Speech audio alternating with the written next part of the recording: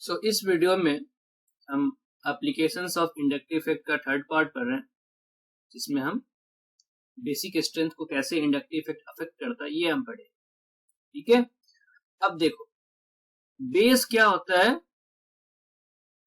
जो lone pair donate करता है। ठीक है, अगर ब्रोनस्टेड के डेफिनेशन देता तो H प्लस एक्सेप्ट करता है, उसके लिए भी हमें लोन पेयर ही चाहिए। ठीक है, तो अब सपोज B कोई बेस है और इसके पास लोन पेयर है या नेगेटिव चार्ज है। अब यहाँ पे एक ग्रुप G अटैच्ड है इसके साथ। ठीक है, और एक दूसरा केस है जिसमें G डैश अटैच्ड है इस B के साथ। इसमें G जो है वो डोनेटिंग ग्रुप है, इलेक्ट्रॉन डोनेटिंग ग्रुप, मतलब ये प्लस आई इफेक्ट वाला है, और इसमें जो है वो इलेक्ट्रॉन विदड्रॉइंग ग्रुप है, मतलब माइनस आई वाला। अब इसमें ये डोनेट कर रहा है और इसमें ये खींच रहा है।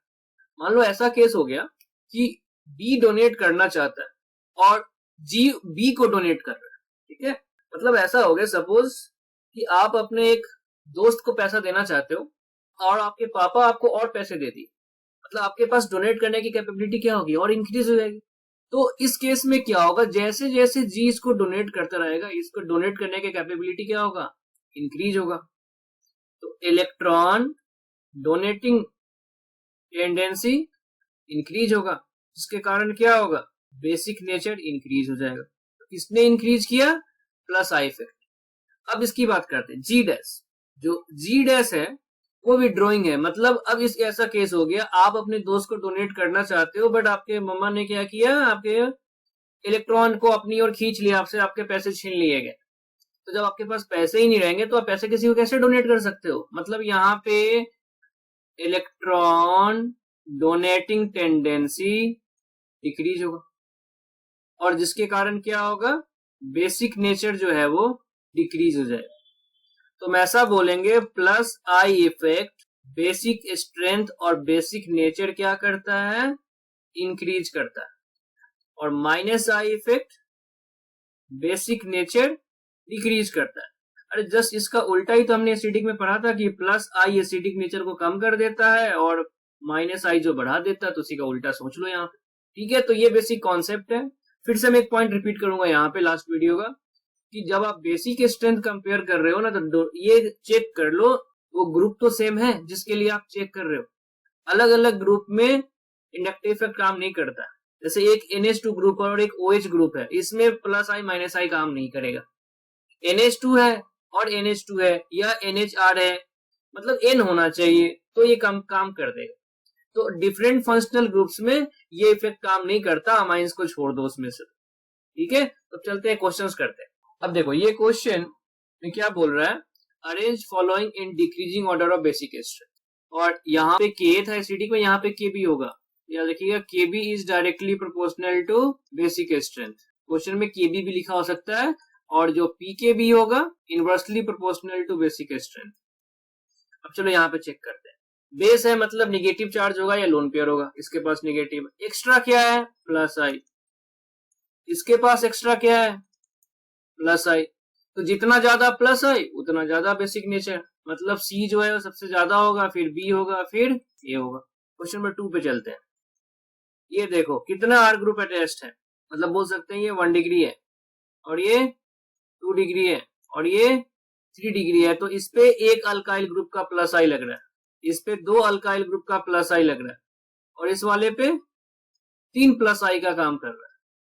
तो सबसे ज्यादा प्लस आई कहां पे हो गया, C में, फिर B में, फिर A में। तो आंसर क्या हो गया, CBA। क्वेश्चन नंबर 3, डिफरेंस देखो, sp3, इस पे भी sp3, ये sp2 और sp। तो हम नाइट्रोजन के लोन पेयर की बात कर रहे हैं, डोनेट करने की कैपेबिलिटी को। ठीक है, तो नाइट्रोजन वो ज्यादा डोनेट करेगा, नाइट्रोजन वो ज्यादा डोनेट करेगा जो लेस इलेक्ट्रोनेगेटिव होगा। तो सबसे बेटर कौन डोनेट करेगा, NH2, मतलब A सबसे ज्यादा, उसके बाद B, उसके बाद C। जैसे जैसे इलेक्ट्रोनेगेटिविटी बढ़ेगा वैसे वैसे बेसिक नेचर घट जाता है। अब देखो फोर्थ क्वेश्चन में क्या आपके पास अमाइंस है, बहुत ही मतलब इंपॉर्टेंट टाइप का क्वेश्चन है ये। 1 डिग्री, 2 डिग्री एंड 3 डिग्री। दो तरह का क्वेश्चन है, गैसियस फेज, एक्वस फेज। अगर क्वेश्चन में कुछ मेंशन नहीं है तो एक्वस फेज बाय डिफॉल्ट यही लोगे आप। आप एक्वस फेज लोगे, अगर गैसियस फेज लिखा है तो ठीक है।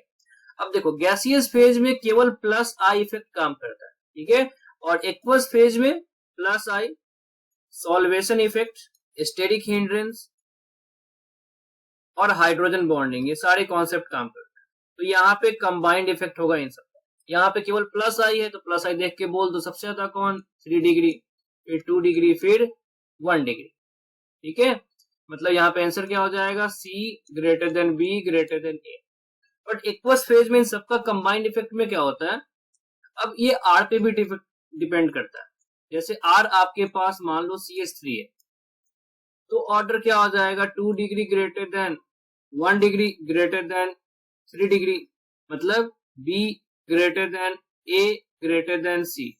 और अगर आर ग्रुप जो है वो ग्रेटर देन CH3 है, मतलब C2H5 टाइप या उससे बड़ा है, तो ऑर्डर क्या हो जाएगा, 2 degree greater than 3 degree greater than 1 degree. तो यहाँ पे आंसर क्या हो जाएगा, B greater than C greater than A. अब क्या होता है कि सॉल्वेशन इफेक्ट में जितना ज्यादा आपके पास नाइट्रोजन के पास हाइड्रोजन होता है उतना ज्यादा बेटर वो हाइड्रोजन बॉन्डिंग करता है, उतना ज्यादा बेटर सॉल्वेट होता है। अब जितना ज्यादा आर ग्रुप होगा उतना ज्यादा क्राउडिंग होता है, तो उसका डोनेट करने की कैपेबिलिटी घट जाता है। तो इन सबका कंबाइंड इफेक्ट है। आप ये ऑर्डर याद रखो, ये आपको बाय डिफॉल्ट होता है अगर आपने एक्वस फेज में क्वेश्चन पूछा गया है तो, ठीक है। अब देखते हैं नेक्स्ट क्वेश्चन।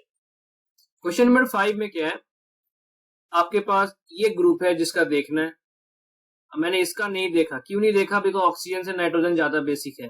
तो अगर एक ही कंपाउंड में 2 बेसिक ग्रुप है और आपको पूछा गया बेसिक स्ट्रेंथ कंपेयर करने को, तो आप उस एटम को सिलेक्ट करोगे जो ज्यादा बेसिक है। अब मैंने क्यों बोला नाइट्रोजन ज्यादा बेसिक है, बिकॉज नाइट्रोजन और ऑक्सीजन सेम पीरियड का एलिमेंट है और नाइट्रोजन लेस इलेक्ट्रोनेगेटिव है, इसलिए नाइट्रोजन के डोनेट करने की कैपेबिलिटी ज्यादा होगा, ठीक है। यहाँ पे भी नाइट्रोजन है और यहाँ पे तो नाइट्रोजन ही नहीं है, मतलब ऑक्सीजन है। तो लेस बेसिक होता नाइट्रोजन से, तो सी तो सबसे पीछे होगा। बच गया ए और बी में कंपेयर करना है।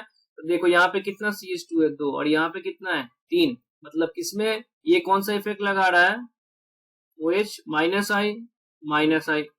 किसमें माइनस आई ज्यादा लगेगा, ऑब्वियस सी बात है, जिसमें डिस्टेंस कम होगा तो ए में ज्यादा लगेगा, मतलब बेसिक नेचर कम हो जाएगा। तो सबसे आगे कौन होगा, बी, फिर होगा ए, फिर लास्ट में कौन आएगा, सी, ठीक है। अब इस केस में देखो डिफरेंसेस आइडेंटिफाई करो। CH3 है यहाँ पे तो हर जगह ही है, यहाँ पे H है, यहाँ पे Br है और यहाँ पे D है। D के पास प्लस आई, Br के पास माइनस आई और H के पास तो रिफरेंस है, इसके पास तो इंडायरेक्ट इफेक्ट 0 होता है, ठीक है। तो सबसे ज्यादा कौन होगा, C, उसके बाद A और उसके बाद B। इस क्वेश्चन में देखो एक अल्काइल ग्रुप, 2 अल्काइल ग्रुप और यहाँ भी 2 अल्काइल ग्रुप, बस डिफरेंस है पोजीशन का। अच्छा यहाँ भी 2 अल्काइल ग्रुप है। अब देखो इस पे देखा जाए तो CH3 ये तो हर जगह ही कॉमन है, डिफरेंस क्या है, यहाँ पे CH3 नाइट्रोजन के पास है, इसमें थोड़ा सा दूर गया, इसमें और ज्यादा दूर गया, तो सबसे क्लोज है, मतलब सबसे ज्यादा प्लस आई होगा, मतलब ए सबसे आगे हो गया। अब बी और सी में कंपेयर करें तो ये वाला CH3 यहाँ पे है और ये वाला CH3 यहाँ पे आ गया, तो यहाँ पे सबसे ज्यादा डिस्टेंस है, मतलब सबसे पीछे कौन होगा, सी, तो बीच में कौन हो गया, बी। तो ये था बेसिक ऑर्डर के क्वेश्चंस जो इंडक्टिव इफेक्ट पे आते हैं। आपको और प्रैक्टिस करना है तब जाके आपको मास्टरी होगा। हमेशा याद रखना ऑर्गेनिक केमिस्ट्री में प्रैक्टिस बहुत जरूरी है।